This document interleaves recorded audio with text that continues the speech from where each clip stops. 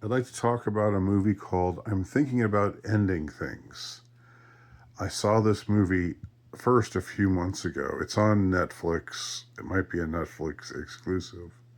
I don't know. So if it is, that's a shame. And if you don't have Netflix for cultural or moral reasons, I can understand that.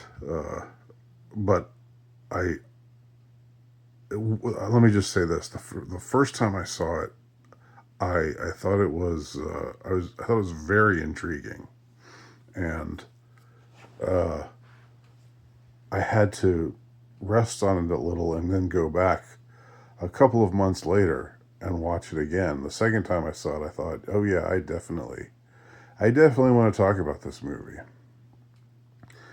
The interesting thing about I'm Thinking About Ending Things is that it's a horror movie without having any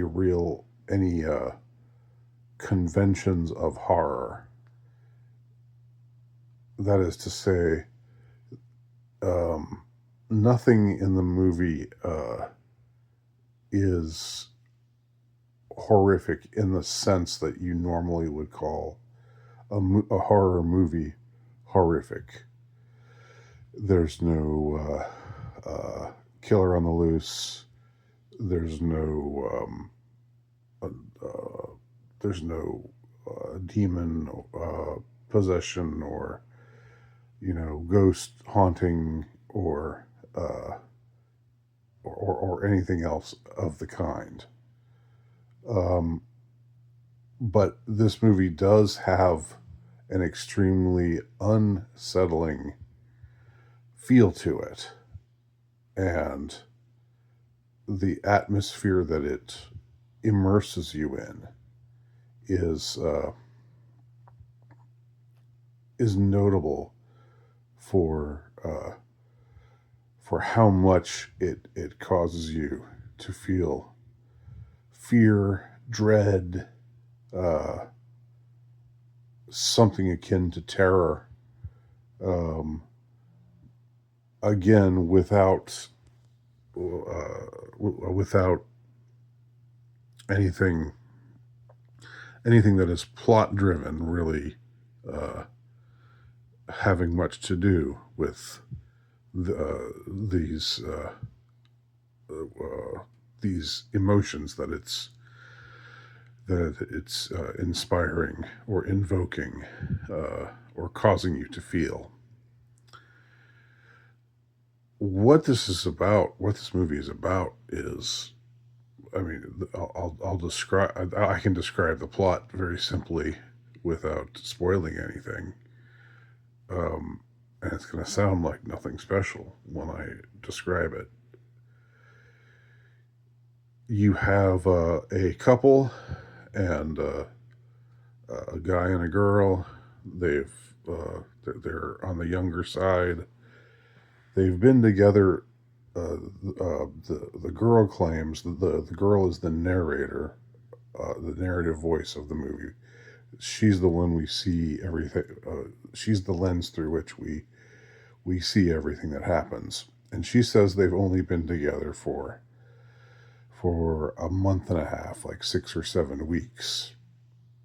Um, but there's something there are things that happen along the way that make us wonder whether that's true or not, or whether exactly what time is, in the world of the movie, um, because there are things that happen between them that seem indicative of a couple that's known one another for years.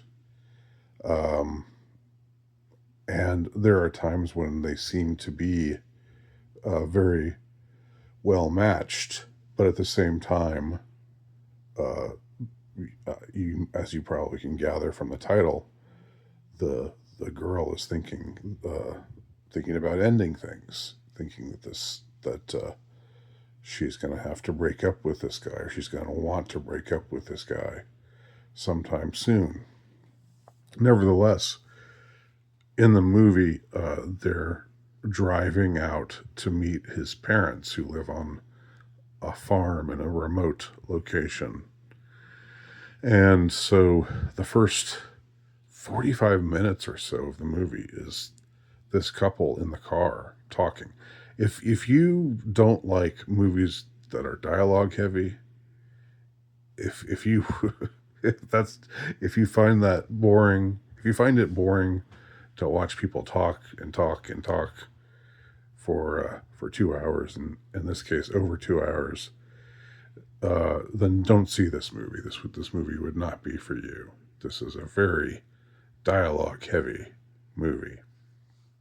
Um, so we see them driving into an increasingly remote uh, area, uh, a remote and barren area through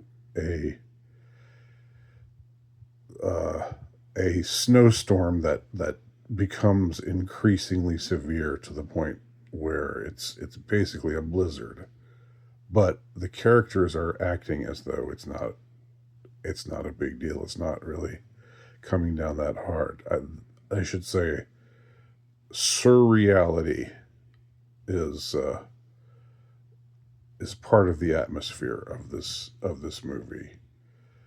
The kind of things that they say, the way in which they respond or don't respond, the the weirdness of the conversation, and again, it's there's a great it, there's a great discomfort that's created without anything bad really happening per se. Um, it's just this impending feeling of dread. So, first 45 minutes is the couple driving out to visit his parents in the countryside. Then they get there, um, and then he shows her around the farm, even though it's the dead of winter and it's extremely cold outside. He wants to show her uh, something, like some of the details of the farm and the animals that they have on a cold, dark, wintry night. Um, they don't just go immediately into the house, so it continues to be very strange and very surreal. the the barn and the animals and everything that they see there also advances this, and a lot of what's said also advances this very creepy vibe. Then they finally go inside, and uh, the guy's parents are upstairs, although we barely hear anything. It's as though they're not even there, and but we hear the father's voice very muffled saying, "We'll be down in a minute." And so the couple spends another like 15 minutes or so downstairs by themselves, and the house is this, again, very atmospherically horrific uh, kind of place. I don't really know how to describe it. Um, if you see the movie poster, you'll see that there's a scene with the girl, uh, the main character, um, and she's sitting in front of a wall, and with this very creepy wallpaper. Wallpaper is so interesting as decor because it was once something that was fairly routine, and I'm old enough to remember the '70s when wallpaper was uh, really a thing, and now it just doesn't. doesn't maybe it's making a comeback. I don't know. I don't know. I'm not an interior design expert, as you all know. I'm completely heterosexual, so uh, I wouldn't know about such things. But anyhow, um, they uh, they talk awkwardly. We hear again. Everything is interspersed between the dialogue and what we hear the girl saying in the voiceover, and someone keeps calling her on her cell phone, and it's some very strange voice on the other end of the line, but she just ignores it or wants to ignore it. We don't know exactly what that means. The guy's parents eventually do come downstairs. They're all of a sudden there, and they just walk into the kitchen and have a very strange dinner conversation in which dinner in which nothing is consumed. Nobody eats anything. Uh, Again, the name of the game is is surreal, or there's a surreal touch that is at times comic, darkly funny. Uh, and so they have an awkward, uh, discomfiting conversation with the parents, and then uh, after supper there's dessert.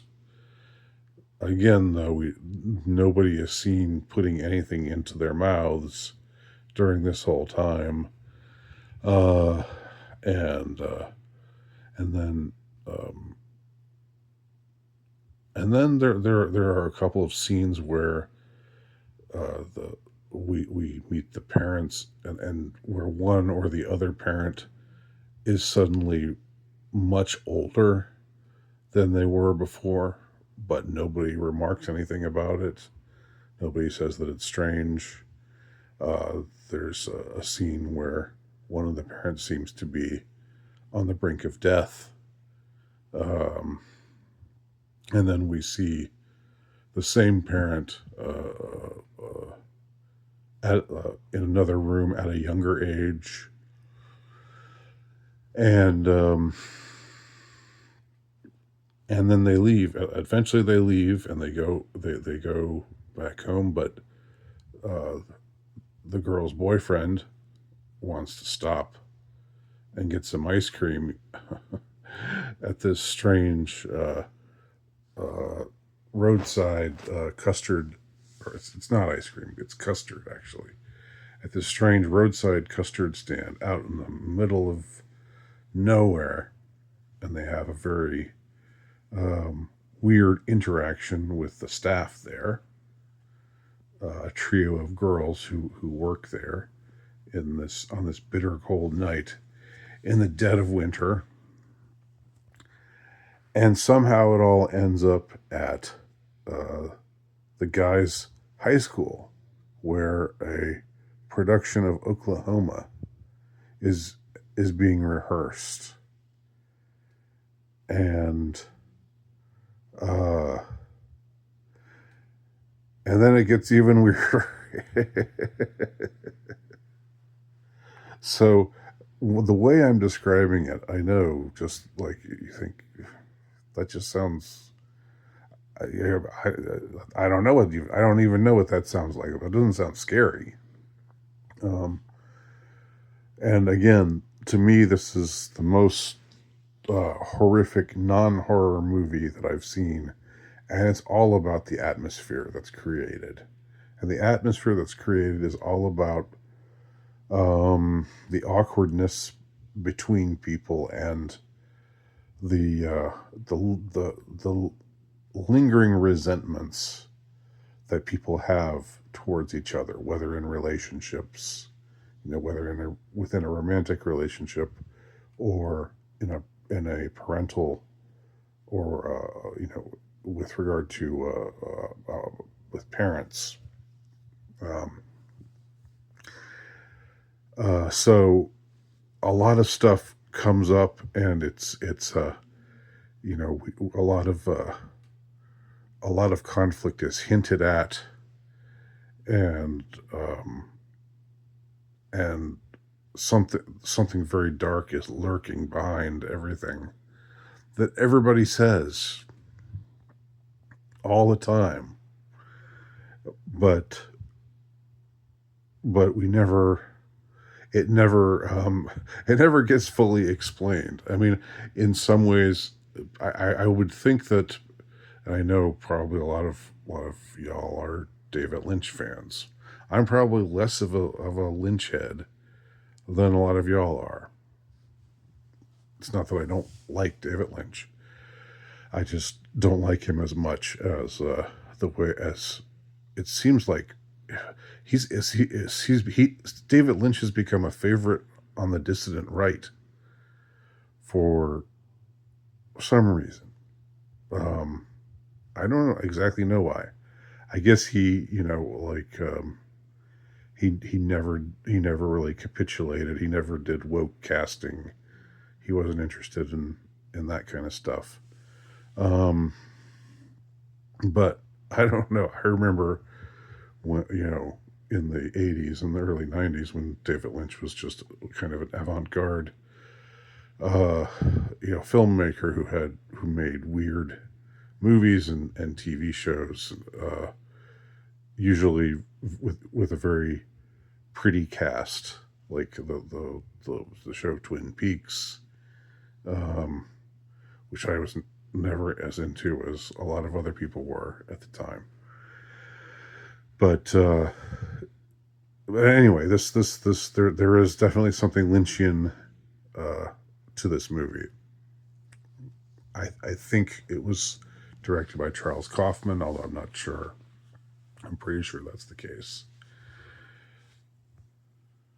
This is a movie that I think it's fairly easy to relate to in some strange kind of way, because we can all you see yourself. I saw myself in the characters from time to time.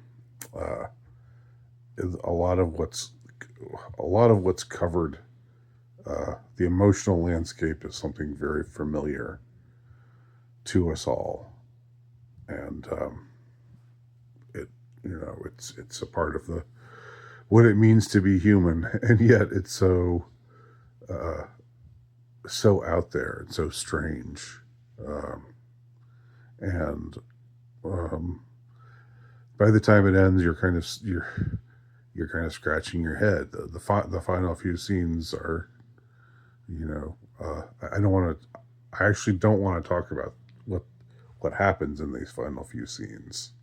It's nothing. Again, nothing terrible, nothing violent, nothing awful. Um, but something very powerful and grave, uh, nevertheless, uh, can be seen to unfold.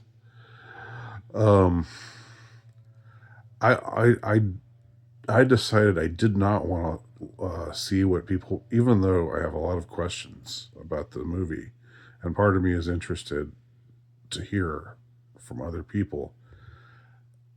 I felt like I just didn't want to hear what other people were saying about it. I have avoided reading uh, any critical reviews or watching it or looking up watching any videos about this movie, just because I think people will be full of shit. People will say things that will probably piss me off. I think I've gotten kind of ornery about people, who get online and think they're cleverer than they are, um, and talk about how nothing really happened. It was the whole unreliable you can't really trust the. Patrick Bateman probably didn't even kill anybody because he's an unreliable narrator, and that just sent me over the edge. All of that kind of talk. Um, you know, but that's me. That's my orneriness. So I have, even though this is a very mysterious movie, I really don't want to hear what they're saying about it on the internet, and I haven't. Um, but I have read most of the book by now, the book that it's based on, and the book also is uh, it's very similar in that it creates the same kind of mood, even though in the book a lot of the details are different. You know, the basic plot is the same.